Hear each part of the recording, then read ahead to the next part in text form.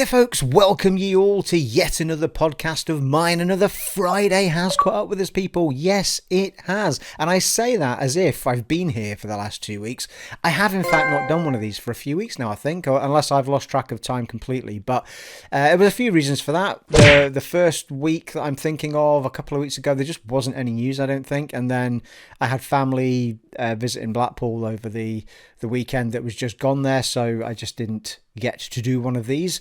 And I have, however, been posting up some Dead Space. I wanted to do a let's play of Dead Space on hard mode on the Xbox Series X just to see how smooth it was. And I got the buzz for it because when I was up, and I mentioned this in a previous podcast, but when I was up visiting my son up in Edinburgh there, Scotland, we played through Dead Space 1 and Dead Space 2 back to back because I got him an Xbox Series X as a housewarming gift for his new flat. And so we sort of trundled through both of those, and it's a long time since I'd played them. And it was just cracking fun. I thought, you know what, I'd love to play at least do just the first one in sort of five parts maybe or whatever, just in big lump episodes, and just share it on the channel. I knew it wasn't going to be overly popular because my channel is predominantly about RPG stuff. That's the following that I have, and I get that and I understand. And I have seen numbers falling as I've been posting them up, but that's okay. I like to do things that just I want to have fun with sometimes, as well as the RPG stuff, which we'll be doing more of, people. In fact, somebody did post up a message, and I've forgotten your name. I can look back on it now if ye like.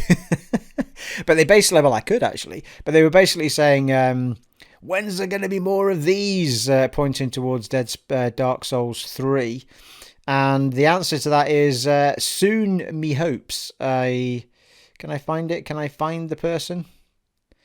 No, it doesn't look like it on the stuff. For some reason, I didn't see it in my studio, like YouTube Studio, which is the admin version of YouTube chats and stuff. I didn't see the comment in there. It seemed to be only on the sort of normal version of YouTube. But anyway, thank you for asking me when there would be more Dark Souls. I have actually, after me and Aaron Brew finished playing through Dead Space 1 and 2,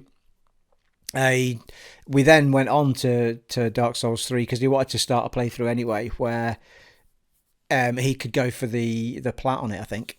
But interestingly, now here's the thing, right? And by the way, if you don't want to listen to me ramble on about, all these sorts of things that I'm just sort of drifting off into, I will, of course, try and put the timestamps below for you now that I know how to do that, so you can jump straight to the bit that might have caught your interest. So I won't be wasting anyone's time. But who doesn't want to listen to me ramble on? Come on now. Here's an interesting thing.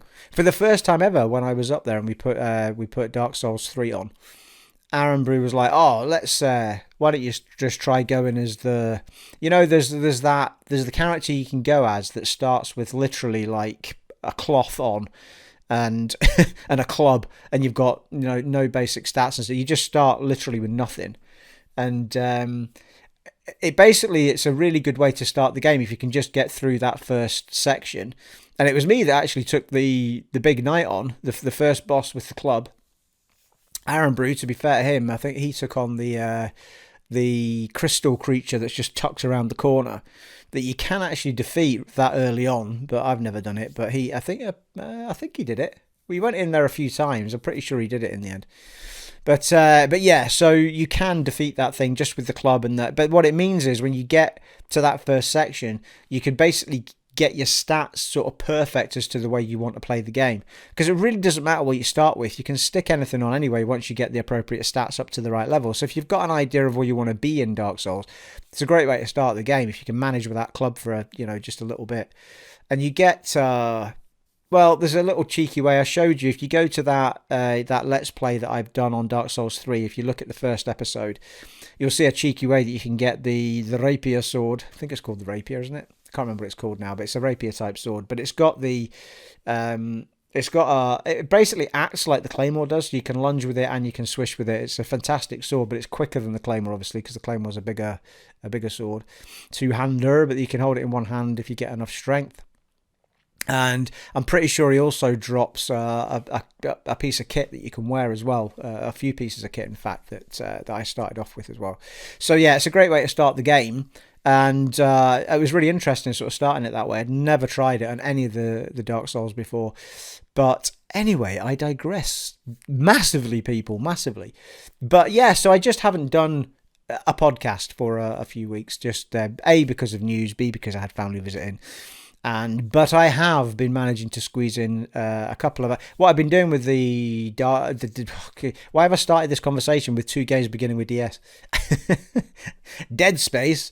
When I had it in my head. The intention was to record Dead Space in like 2-hour lumps or even longer. Just thinking about it, but as I started doing it, I thought 2 hours is long enough actually, and I can probably squeeze it into 5 episodes or 5 parts. But it looks like now that I've got to part 4, possibly there'll be a 6th episode. We'll see where I get to when I sit down to record part 5.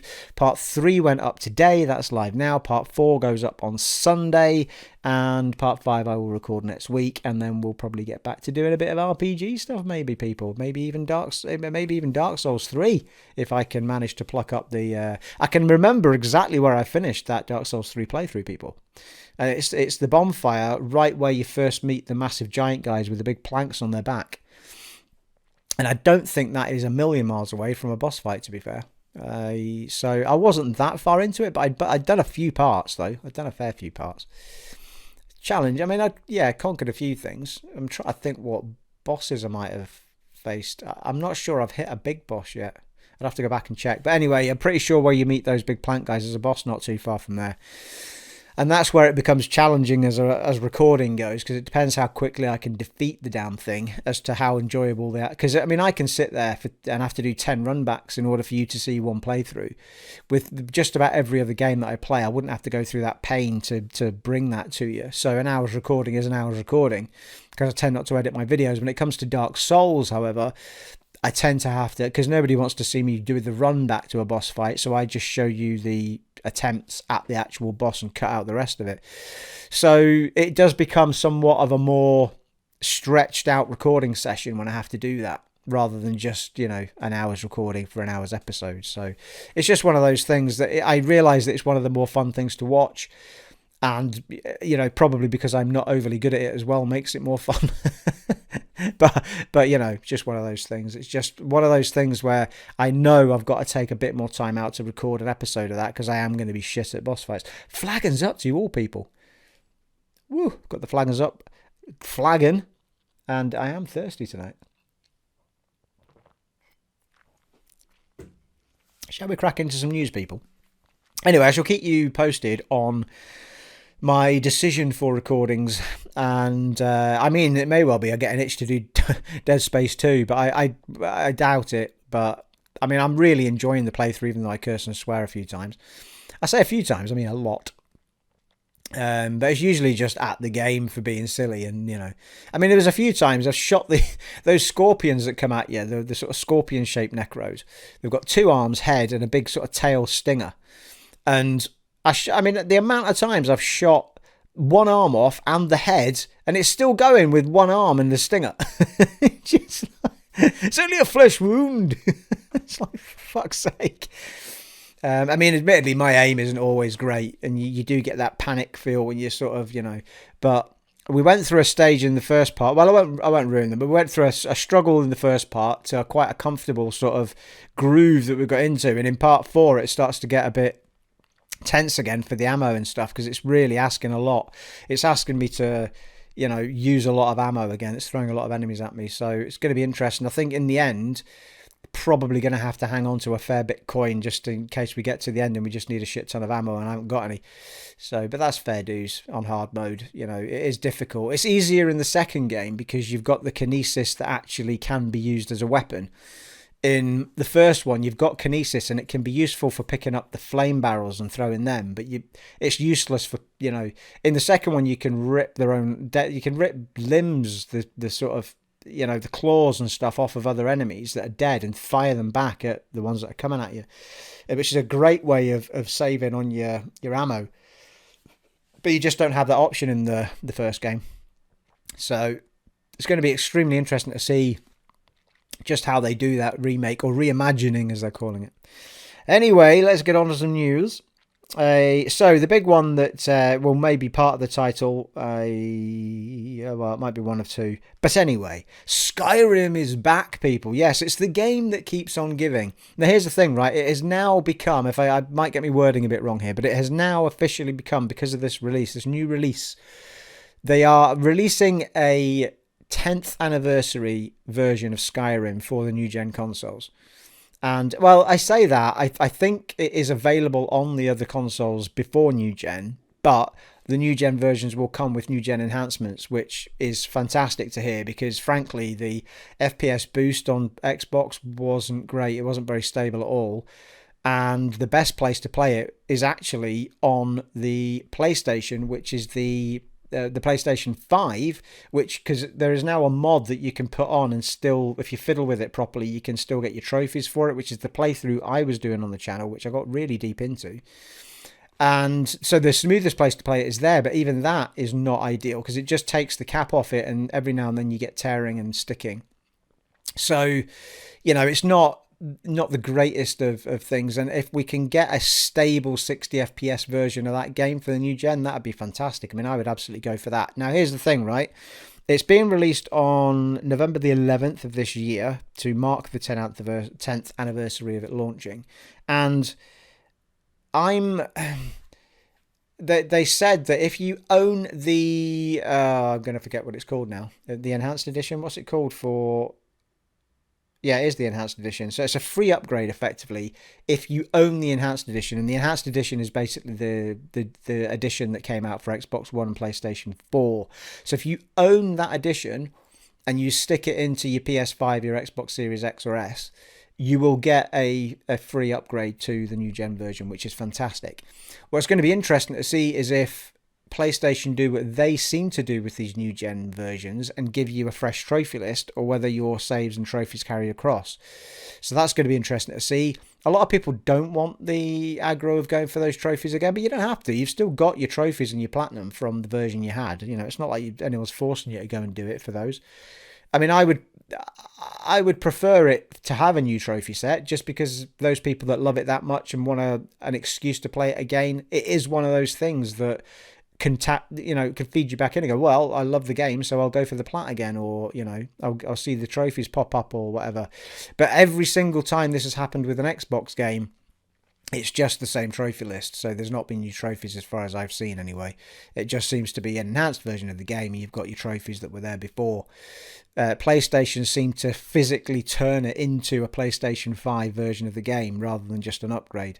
So anyway, it'd be interesting to see what they do with it.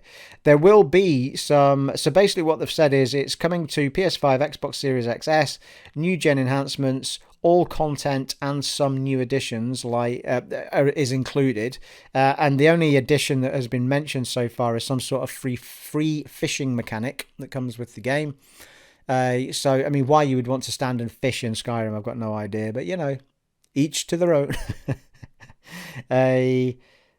And it's, free upgrade for the Enhanced Edition. Now, if you have the Enhanced Edition. I mean, here's my thing, right, with... if you zoom in on this video and my mouth looks a bit odd, it's because I've got a terrible... I mean, somehow, in the middle of summer, I've managed to get a cold sore just here on the edge of my mouth. It's not that big, it's only a little one, but it's been there for bloody weeks. I can't get rid of it.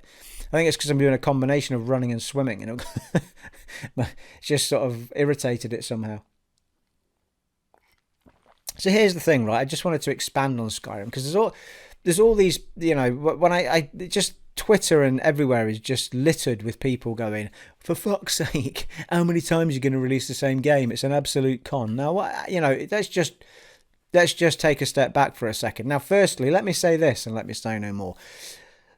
Because of this release, which is what I was going to say earlier, because of this release, it is now become the most re-released or the most released game in so many places, right? So it's been released more on platforms than any other. I think it took over Resident Evil effectively, which held that banner. So Skyrim has now overtaken that. And you get that because, I mean, things like Resident Evil 4 was released in God knows how many different ways and how many different platforms and how many times and, stuff like that, just as an example. But it has now overtaken that with the amount of releases it's had. Now, here's the thing. I don't mind a re-release, right? So Skyrim Enhanced Edition, right, came. I was begging for that because I thought I'd love to see this, because we all saw how that game ran on PC. So it was like, well, I'd love to see just how well it can run on something that isn't a 360 or an Xbox 360 or a PlayStation 3, right? So we get the Enhanced Edition. It's got much better graphics, blah blah blah. I think even when the PS4 Pro came out and the Xbox One X came out, there was an enhancement again, but of that version, it wasn't a re-release of that version. It came with a patch that gave you 4K, I think, if I remember rightly, and that's carried over to the, you can play those games obviously as they are on the PS5 and the Xbox Series X and S. And I think actually the most stable place to play that game is on the Xbox Series S, because that game, but because FPS Boost just uncaps it and lets it go, it struggles on the Xbox Series X because of the 4K. But of course, the Xbox Series S can't do 4K, so it's automatically doing it at 1080p, and it's just a smooth 60 FPS. I saw Digital Foundry do a thing on it a while back. So in fact, because you can't bring it down to 1080p on the X, so you're just stuck with this sort of sticky version. Whereas on the S, you're getting this much smoother version. So there's a bit of a, every now and then there's a little bit of a boon to being on the S rather than the X at the moment.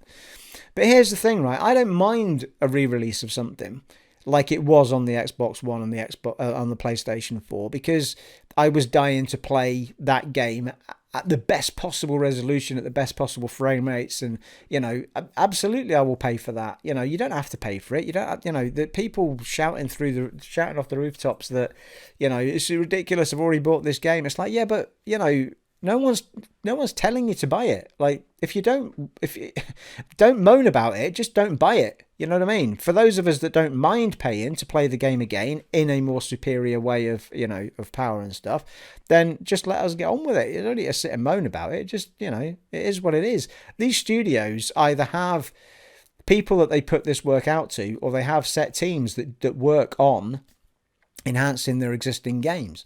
Nothing's being taken away from the new games that are being developed, and it's not slowing anything down. They're just doing stuff that's going to help maintain the studio financially, or that team financially, while they, or the other teams, I should say, while they get on with the new development. I mean, I absolutely understand that. A game can be in development for 5 years, and the only money they're getting in that time is from the games, in the back catalogue games. Therefore, if they do stuff to them, like new content or new versions, then it's helping fund them while they do the new game. It's absolutely, it just makes it makes all logical sense to me that a studio would want to do that. Like, there's no point just leaving it redundant while you work on the new game for 5 years, because you've got absolutely no money coming in, apart from probably where publishers support the people doing the devs doing the games, and that's where some of the money comes from. But if you don't have to take money from the publisher, if you don't need to, and you can take money from enhancements on other games that you've got out there, then absolutely do it. Like, what's the problem? If it strengthens a studio and makes them stronger, then we should absolutely be well up for it. And if you're not the person if you feel annoyed that you're being asked to buy the game again, don't feel annoyed. Just don't buy it. No one's telling you to go and buy it again. You don't have to buy it again. If you feel like you've played it on the other platform, then just get on with it and play something else. You know what I mean? Calm yourself down. So I've never understood the grievance that people have with the re-releasing of a game in a better format, or with more content or better visuals or whatever it is. Even in this case of the PS5, it's with adaptive trigger and adaptive thingy feedback and all that malarkey. So I'm a big fan of it if it's bringing something that is going to make my eyes go, ooh, that's a bit lush, and that's what they tend to give me. At the moment, it's anything that can give me a smooth 60 FPS I'll take above anything else, and if they can throw in a 1440p or a 4K with it, then fantastic, but I'm actually quite excited for that. And as I say, because if you already have bought it on the Xbox One and PS4, you don't have to buy it again. You've got a free upgrade. So they're not even asking you to buy it again. They're only asking you to buy. Well, they're only putting it out there for you to buy it if you want to. If you never bought it on the Xbox One and PS4, and frankly, if you're a Skyrim fan, you've probably done that already. So you'll get a free upgrade. So win as far as I'm concerned. And the game is, here's a figure. I'm going to throw this figure out there, right? I'm going to say to you, that 50% of people that have played Skyrim have not finished that game. I bet you any money, and I bet you it's the same with Fallout 3, 4. I mean, I bet you 50% of people never finish those games because it's so easy. I've never finished Fallout 4, and I have played it about 8 times. I mean, I have finished Skyrim. I definitely finished it on the PS3, and then did a lot of the DLC content as well at the time. I then played it on the Xbox 3. Was it the other way around? I can't. Yeah, no, it was. I did it on the PS3 first, and then I did it on the Xbox 360. But I was late to the party for Skyrim. Like, I played it a year or about, it might have been 2 years after everyone else had played it. And I liked it that much that I then bought it for the 360 because I had both consoles. Then played it on the 360, and then I was absolutely gasping for a version of that game that looked a lot sweeter than we got on those consoles, because we saw, as I said earlier, how well they could play on the PCs. So yeah, I mean, I'm really looking forward to it. But every time I play it, and this is why 50% of people probably haven't finished it, you can get so lost in that world with so many things to do that you sort of veer off path and you end up doing stuff that's nothing to do with the main campaign. And then eventually a lot of people just kind of go, oh, and then they get bored, they drift off to something else, and they just don't come back to it. And I think you'll find about 50% of people don't finish these sizes of games that actually buy it. I think that's a fair figure. If you think I'm wrong, let me know in the comments below. But I think about 50% of people never finish those size of games. And I mean, I feel like because of that, and also over those 10 years, you've got people who were 10 when that game came out who are now 20. You know what I mean? So people who were 10 that probably weren't even interested in that may well be interested in it now. I mean, even the enhanced edition's a good few years back now. I mean, that was pretty early on in those last gen cycles, I think. So, there's a lot of reasons for them to be re-releasing this game for a new gen version. And there's so much to do in it and get lost in. I mean, I was thoroughly enjoying that PS5 version of the game that I was playing with the mod on. I had the 60 FPS mod on, and I was thoroughly enjoying it. I really was. And because I haven't actually finished it on the PS4. I've only finished it on the PS3. So now that I'm playing out on the PS5, there were trophies popping up as I was going along. And there would be a trophy if I actually finished the campaign and all that sort of stuff. So, it will be interesting, as I say, to see just how that trophy set works on the PlayStation. But for me, I would have preferred to see...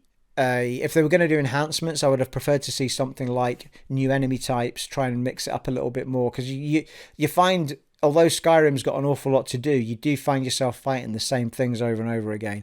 There's not a huge range of enemies, and I feel like for content they could have started providing a lot more in the way of enemies. I think the problem they have with that is that the world of Skyrim, or the Elder Scrolls worlds in general, they kind of have a set lore and a set amount of species and people that live in it. So I don't know how much they would get away with just by throwing in random enemies that have no part in this lore. But they would have to write new enemies into the lore, and I think that's where it becomes difficult. But for me, I mean, for every time I play it, I feel like, God, I would just love, every time you go into a cave, it's nearly goblins every time, you know what I mean? Or those little, what are they called? Begin with CH. They just slither around the floor and spit acid and stuff at you, or fiery acid. I can't remember what it is, but it's almost always the same things in the caves. And then, going into certain ruins, it's going to be that sort of, so it's all kind of very predictable once you've kind of done a few of these areas. You kind of know what's going to come at you, with the odd exception of, the lords and the dragons and stuff, which are always fun to fight. But it's still to this day, the minute when I walk into one of those caves and it's a big one and it's got a dragon wall in it and stuff, and the bats come flying, I mean, it's just blows my mind to this day how good that looks considering the age of it. I mean, yes, it does look dated now when you really look at it, but it still holds up fantastically well considering its age.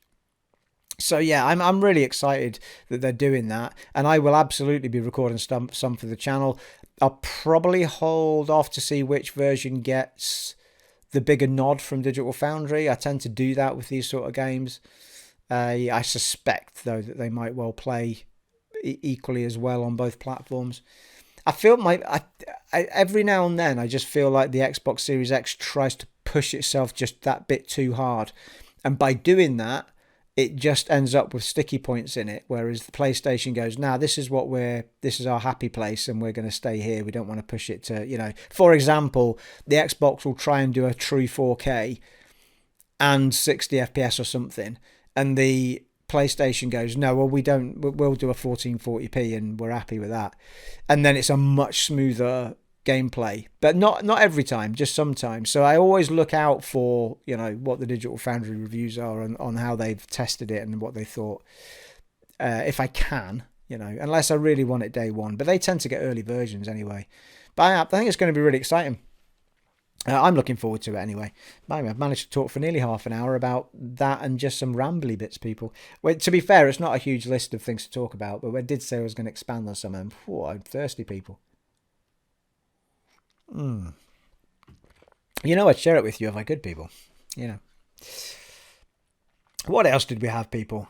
Hades is out now on the Xbox Series X and S and PlayStation 5. It was only actually. I'm saying that it might that game must be on the PS4 as well and the Xbox One. I would have thought. I'm not going to say that's true, but I think I've written here Xbox and PlayStation, so I think it is all platforms. But it was up until this point just on the Switch. It was actually my son Aaron Bruce, his first. His first console is really the Switch half the time, but he's got all three now. But he adores that game, and he couldn't wait for it to hit PlayStation 5 so he could play it again, clock up some trophies for it as well. But yeah, he keeps telling me to play it because it's so good, but I just haven't got to playing it yet because, well, to be fair, I have got the Switch, but it's become redundant, and I wouldn't have bought it on there. So the fact that it's come to these consoles, I would say that there's a high likelihood that I will play that game. I haven't actually checked to see if Hades has gone on to Games Pass. I don't think it was, but I feel like no, it's not. I'm pretty sure it hasn't. I'm pretty sure you need to buy it on both platforms, or either platform, depending on which one you've got. So Hades is out now. I will at some point give that a go. Maybe record a few bits for it on the channel. I did say I was going to do some of the Ascent, which I haven't done yet as well. That's on Games Pass, so I could do that. A Ghost of Tsushima Director's Cut is out today. I say yes, well, today. It might have been yesterday. Story expansion and new gen upgrades, including adaptive feedback and all that sort of stuff, all that funky stuff. That game, which I've talked about on this channel quite a number of times, people, quite a number of times. I started playing it. I was really enjoying it. I got pulled away to do something else. And then at some point I thought, you know what? I'm going to wait and I'm going to play it on the PlayStation 5 because I feel like they're going to give us an upgrade to play it at 60 FPS. And that's exactly what they did. It's apparently gorgeous at 60 FPS. So I will at some point go back and play that game because I was really enjoying it before I came away from it.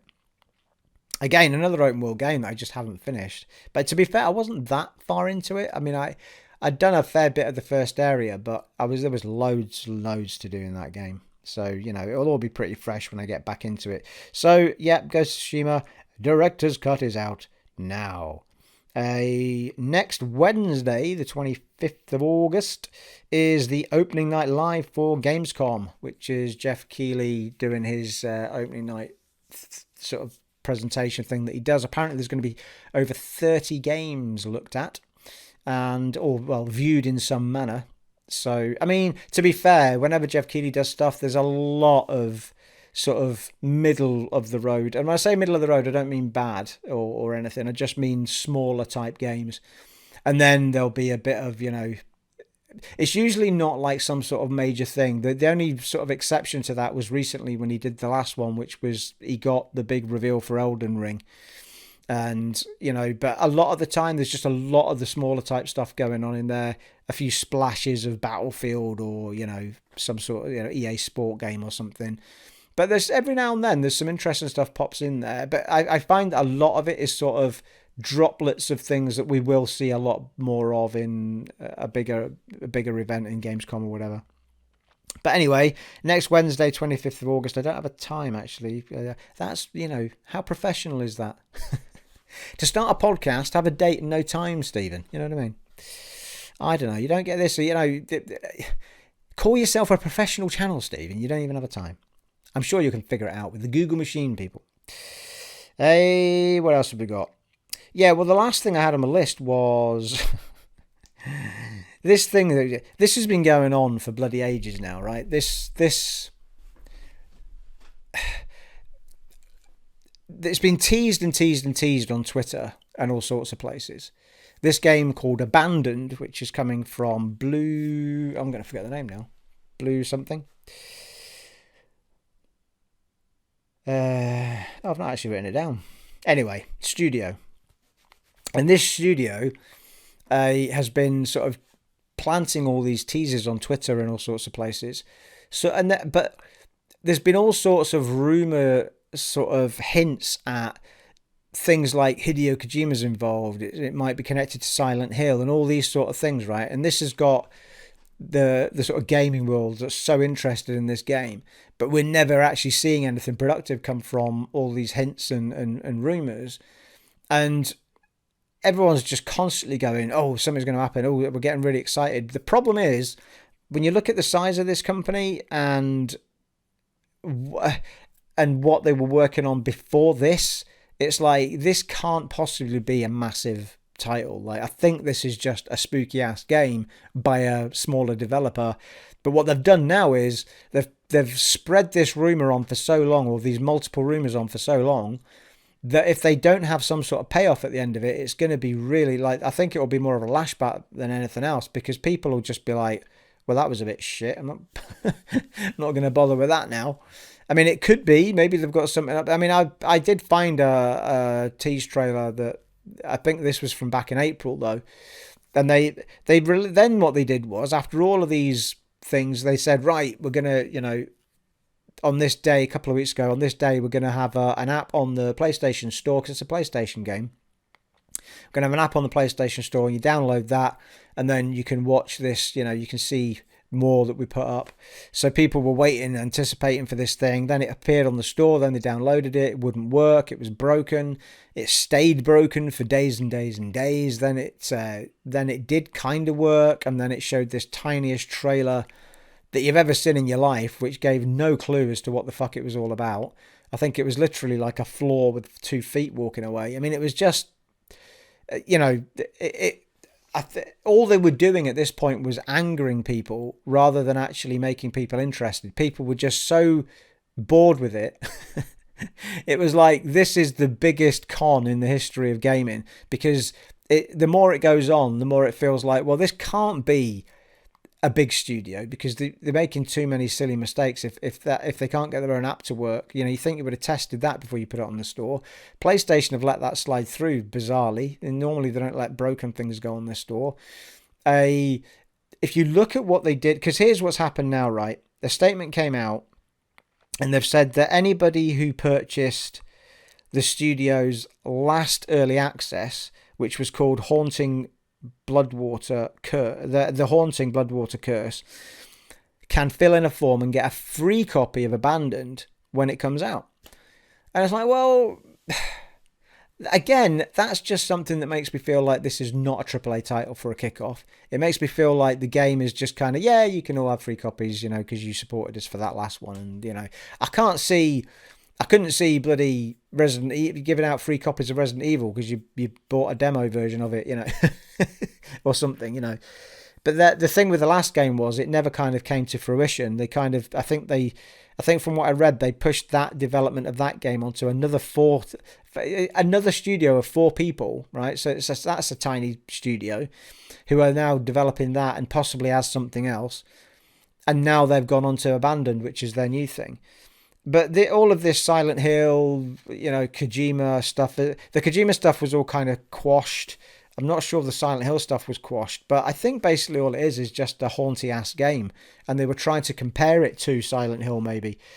But I'd be very surprised if this actually is connected in any way whatsoever to Silent Hill. The concept of it, I mean, I don't think you'll get much from the trailer, because It's more what the woman's saying while the visuals are going on. But it feels almost like every other horror type game that we've kind of seen from smaller studios, where you're doing a lot of running away and a lot of hiding and stuff. There is, I think, a scene where they're holding a gun, but it's first person. It doesn't feel like a Silent Hill would. I mean, from my liking, this studio have just kind of shot themselves in the foot, because it doesn't look to me like this is going to have anything at all to do with Silent Hill. Maybe they were allowed to connect it in the world of Silent Hill, but not actually make a Silent Hill game, and there's lots of things in it that kind of connect to it somehow. Maybe that's why, because Silent Hill's lying dormant anyway, so maybe Konami... Kajami. It's a crossover between Konami and Kojima. Maybe Konami said, yeah, okay, you can link to the world, but you can't make a Silent Hill game. Maybe something like that. But it's starting to look like they've kind of overshot their sort of dream advertising campaign by a mile, and now just pissed a lot of people off rather than actually doing anything that's going to make people buy their game. So it'll be interesting. I think the release date for it is Q4 2021. So it's going to be at the tail end of the year that it actually comes out. It's an interesting one, though. I think you've got to be careful as a developer. It's all right to try and get people hyped up, but you can't get them hyped up with lies or, untruths. And that's what it feels like at the moment. It feels like lies and untruths. Well, lies is probably strong. I think untruths is probably better, because you're hinting at things that may not even be true. And if they're not true, then you need to stamp them out. I know the Kojima thing was stamped out, but if people are talking about Silent Hill and you're not saying it's not Silent Hill, and it isn't Silent Hill, then you should probably, and you've hinted at it quite clearly, then you're on a hiding to nowhere, because it's just going to piss people right off that. So, yeah, I don't know. But there you are. That's all I had on my list, people. I'm not sure how long I've been talking for. I think it's about 40 minutes or so. Thereabouts, people. It might be 35. It might be a short one this week. I have been enjoying the playing of the games again, though. But the bits of Dragon Age Inquisition that I did, posting up more episodes of that on the Series X with the 60 FPS on, 60 FPS boost mode on the Series X. Yeah, I was enjoying that. I'd like to, if I do record more of that. I did sort of part way through the original play. So that Let's Play was started on the One X, and then I've continued it on the Series X. At some point on the One X episodes, I switched my character from an archer rogue to a dagger rogue. I'd like to switch that back. I'm not finding I'm enjoying the daggers as much as I enjoy the bow. And also, when I'm recording for you guys, it's quite good being a character that stands back a bit, because it means that for you watching, you can see more of what the other characters are doing. And, I have noticed that watching it back myself. I thought it was looked better when I was stood back firing the bow and all that than it is because I'm right close. You can't see a lot of the stuff that's going on around me. So I think it makes more sense. Playing as a mage would have been quite cute as well, but because of the character and stuff I've picked, it'd probably be a bit of an ask now. But I think when you first start Inquisition, you get to that I've forgotten what it's called now, but the first place you go before you get the big castle and everything, in the first place the blacksmith's got a token you can buy that lets you respec all your points. It costs blah amount of money. I'm not overly sure where it is in the castle-y bit that we've now got up in the mountains.